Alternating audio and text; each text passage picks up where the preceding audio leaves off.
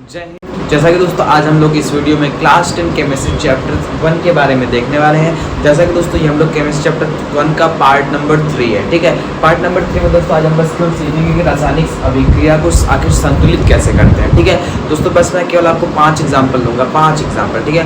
5 से 6 एग्जाम्पल दोस्तों आपको जितनी भी सारी रासायनिक अभिक्रिया होती है सब के सब बैलेंस करना आपको अच्छे तरीके से आ जाएंगे, ठीक है। इसके पहले वीडियो में दोस्तों मैं आपको बता चुका था कि रासायनिक अभिक्रिया कितने प्रकार की होती है, संतुलित होती है और एक असंतुलित होती है, ठीक है। संतुलित आखिर होती तो हम सबको पता है, ठीक है, लेकिन आखिर संतुलित आखिर हम करते कैसे हैं उसको हम आज इस वीडियो में अच्छे तरीके से सीखेंगे। तो 5 से 6 एग्जाम्पल लेंगे, पूरा डाउट आपके माइंड से पूरा क्लियर हो जाएगा, ठीक है। अब दोस्तों आखिर हम समझते हैं कि कब कौन सी चीज़ें कहाँ कहाँ पे रिएक्शन होती हैं, कब किसका रिएक्शन होता है, कब कहाँ पे कितने अणु रहने, कहाँ पे कैसे रहने, सब चीज़ें आपको अच्छे तरीके से समझ में आएगा, ठीक है। चलिए फटाफट हम देख लेते हैं रासायनिक समीकरण को संतुलित कैसे करते हैं, ठीक है। तो चलिए दोस्तों अब हम समीकरण को बैलेंस करना सीखते हैं। दोस्तों समीकरण को बैलेंस करने से पहले हमें कुछ बातें ध्यान देने वाली चीजें हैं, ठीक है। दोस्तों सबसे पहले एक चीज और समझ लीजिए आप, तो कभी भी जो जितनी भी सारी गैस आती हैं, ठीक है, जैसे दोस्तों देखिए ऑक्सीजन गैस है, क्लोरीन गैस है, नाइट्रोजन गैस है, हीलियम गैस है, जितनी भी सारी गैस आएंगी वह कभी भी अगर रासायनिक अभिक्रिया में अकेले आ रही हैं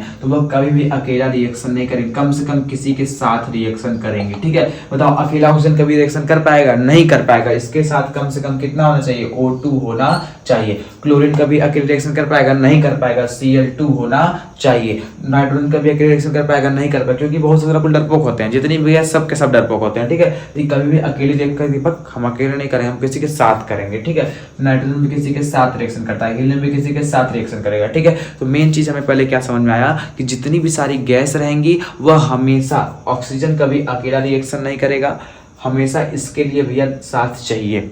क्लोरीन कभी अकेला रिएक्शन नहीं करेगा, इसका भी साथ चाहिए, ठीक है। बताओ अच्छा नाइट्रोजन कभी अकेला, क्योंकि नाइट्रोजन एक गैस है, ये कभी अकेला रिएक्शन नहीं करेगा, इसके लिए N2 चाहिए, तब जाकर के रिएक्शन होगा, ठीक है। लेते हैं यहाँ पे लेते हैं H2 प्लस में O, एरो H2O। क्या दोस्तों ये रिएक्शन सही है?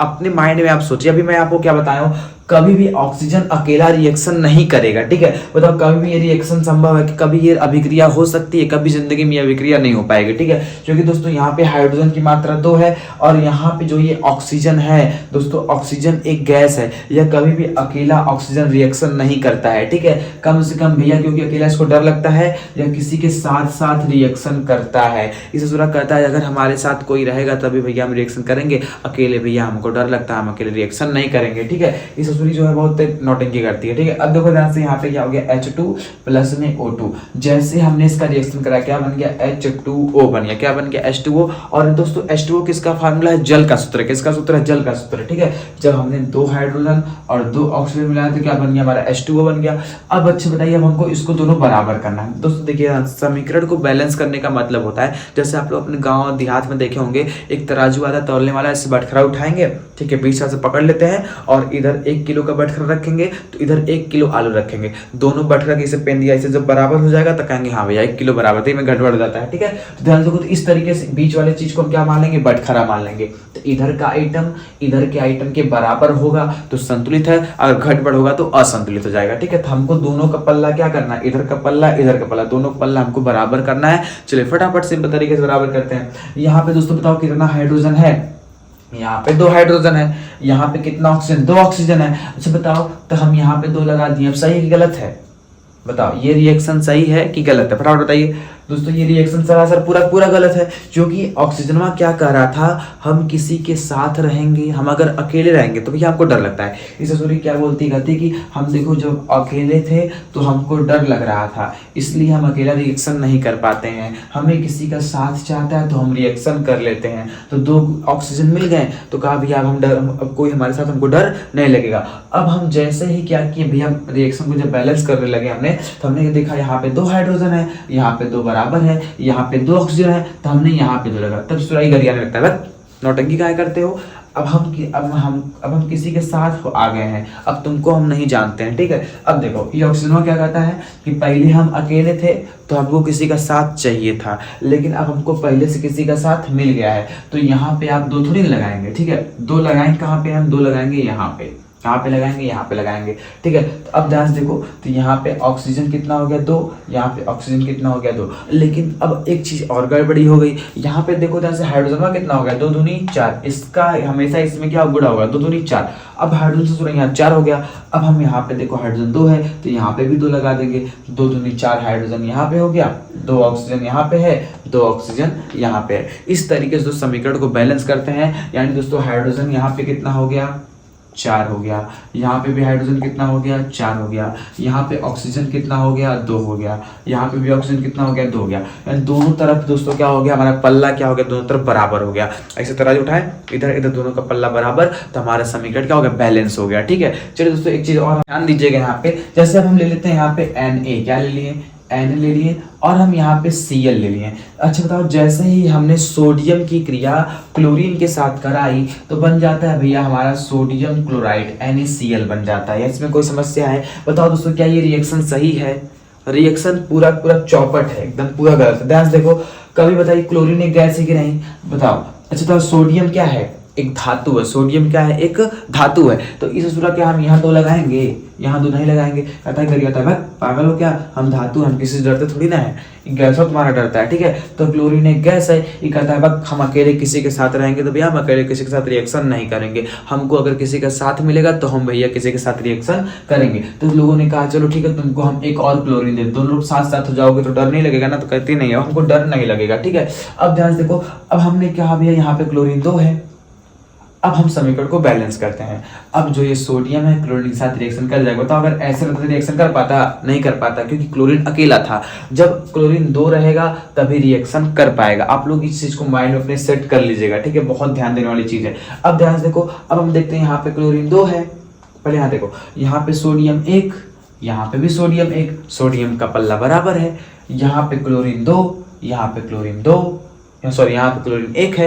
अब हम क्या करते हैं, यहाँ पे क्लोरीन 2 लगा देते हैं। क्या सही है? नहीं। अब इस क्लोरीन पहले क्या कर रही थी, पहले हम अकेले थे तो हमको डर लग रहा था, तो हम इसलिए 2 थे, लेकिन इसलिए यहाँ पे 2 लगा दिए। लेकिन अब हम अकेले थोड़ी ना हैं, अब हम सोडियम के साथ आ गए हैं। अब हम अकेले थोड़ी ना, सोडियम के साथ हमको डर थोड़ी लगेगा, ठीक है। अभी किसके साथ है भैया, क्लोरीनवा किसके साथ आ गया, सोडियम के साथ आ गया। तब क्लोरीनवा डर और नहीं लगता। अब अकेले कहाँ है, सोडियम के साथ चिपक गया है ना।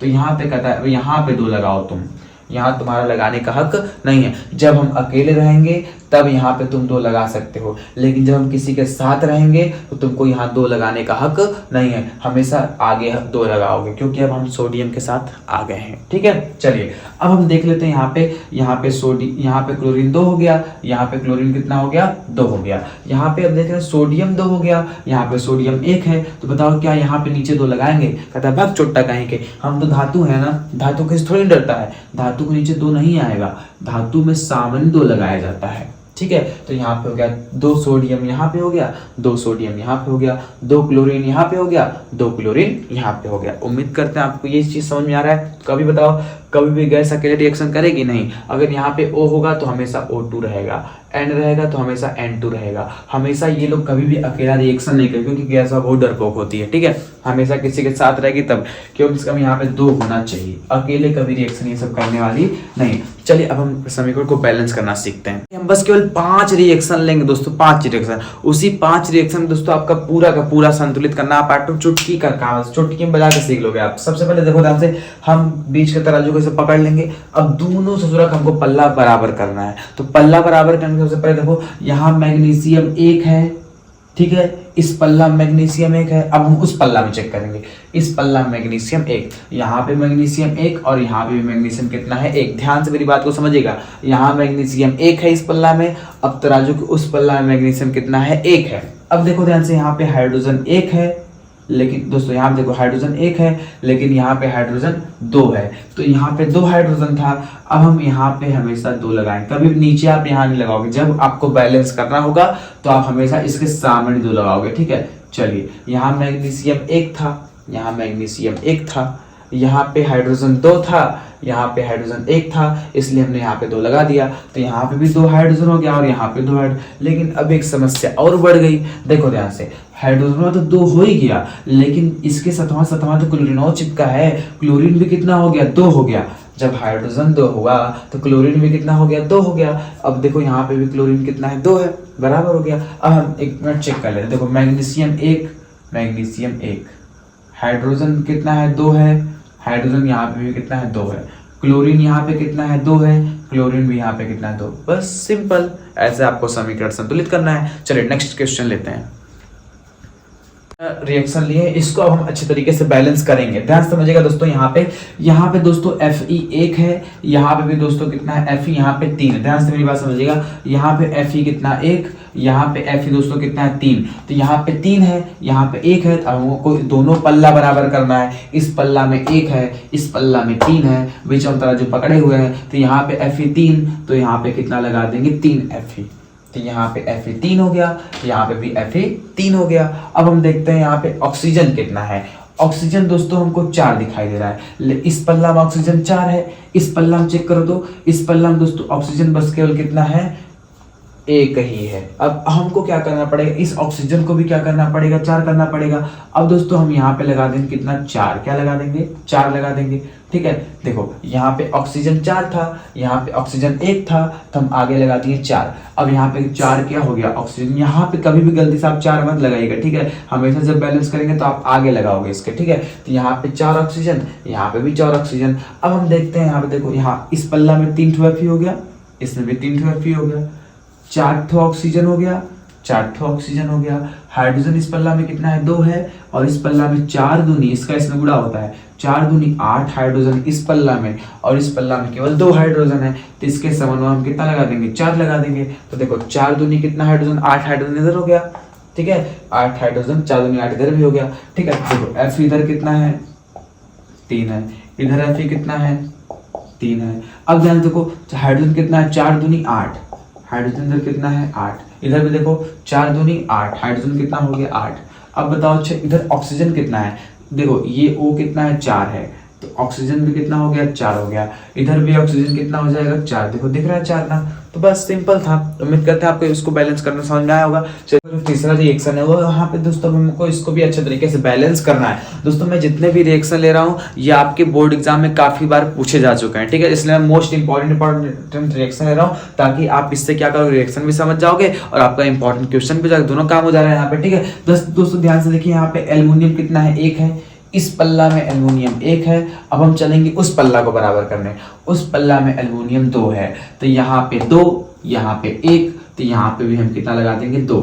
अब इस पल्ला में एल्युमिनियम 2 हो गया और उस पल्ला में भी एल्युमिनियम 2 हो गया, यानी हमने एल्युमिनियम को बराबर कर लिया है, ठीक है। अब थोड़ा सा और आगे बढ़ते हैं, देखते हैं दोस्तों यहाँ पे हाइड्रोजन 2 है, यहाँ पे दोस्तों हाइड्रोजन कितना है, 2 है। अब हम देखते हैं यहाँ पे भी हाइड्रोजन कितना है, 2 है, देखो यहाँ पे हाइड्रोजन 2, इसमें भी चेक कर लो, यहाँ पे भी हाइड्रोजन 2, हाइड्रोजन बराबर हो गया।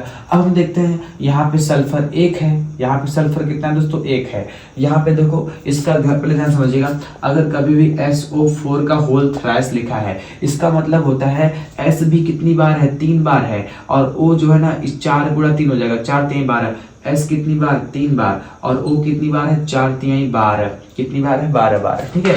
समझिए, समझ लिया, हमने यहाँ पे लिख दिया कितना, H2O का होल 4 लिख दिया हमने, ठीक है। तो यहाँ पे देखो हाइड्रोजन कितना हो जाएगा, 4 दूनी 8 हाइड्रोजन हो जाएगा, ऑक्सीजन कितना हो जाएगा, ऑक्सीजन रहेगा 4, समझ में बात हमारी, ठीक है। बस वही काम दोस्तों यहाँ पे भी है, और कोई दिक्कत वाली बात नहीं है। देखो यहाँ पे दोस्तों सल्फर 1 है, यहाँ पे सल्फर कितना हो गया, 3। अब सल्फर 3 है, इसको बराबर करने के लिए दोस्तों हमने यहाँ पे लगा दिया 3, सल्फर कितना हो गया, 3 हो गया, यहाँ तक कोई समस्या नहीं। यहाँ पे भी सल्फर कितना है, 3 है। अब लेकिन दोस्तों ध्यान देखिए, यहाँ पे ऑक्सीजन कितना है, यहाँ पे दोस्तों ध्यान देखिए ऑक्सीजन कितना है, 4 तिहाई, इसका इसमें मल्टीप्लाई गुणा होगा, 4 तिहाई 12। इधर दोस्तों ऑक्सीजन 12 है, इधर चेक कर लेते हैं। अब ये हम 3 लगाए हैं, और 3 चौक कितना हो जाएगा, 3 चौक कितना हो जाएगा दोस्तों 12। इधर भी ऑक्सीजन कितना हो गया 12 हो गया। अब लेकिन एक समस्या क्या पैदा हो गई, यहाँ पे ससुरा हाइड्रोजन कितना हो गया 3 दूनी, इसका इसमें गुणा होगा ना, यहाँ पे हाइड्रोजन कितना हो गया 3 दूनी 6 हो गया। लेकिन देखो इस साइड हाइड्रोजन कितना है 2 है, तो यहाँ पे हम क्या लगा देंगे दोस्तों, यहाँ पे हम लगा देंगे 3, तो 3 दूनी 6 हाइड्रोजन यहाँ हो गया और 3 दूनी 6 हाइड्रोजन यहाँ पे हो गया। ठीक है, तो देखो यहाँ पे भी एल्युमिनियम 2 है, यहाँ पे भी एल्युमिनियम 2 हो गया, यहाँ पे देखो 3 दूनी 6 हाइड्रोजन हो गया, यहाँ पे भी 3 दूनी 6 हाइड्रोजन हो गया। देखो यहाँ पे भी सल्फर कितना हो गया 3 हो गया, यहाँ पे भी सल्फर 3 हो गया। देखो यहाँ पे ऑक्सीजन कितना है 4 3 12 है, यहाँ पे देखो 3 चौक 12, इसका इसमें गुणा होता है। ठीक है, 3 चौक 12 ऑक्सीजन हो गया। यहाँ पे कोई समस्या इसमें है नहीं। तो दोस्तों बहुत ही सिंपल था। चलिए अब हम नेक्स्ट क्वेश्चन देखते हैं।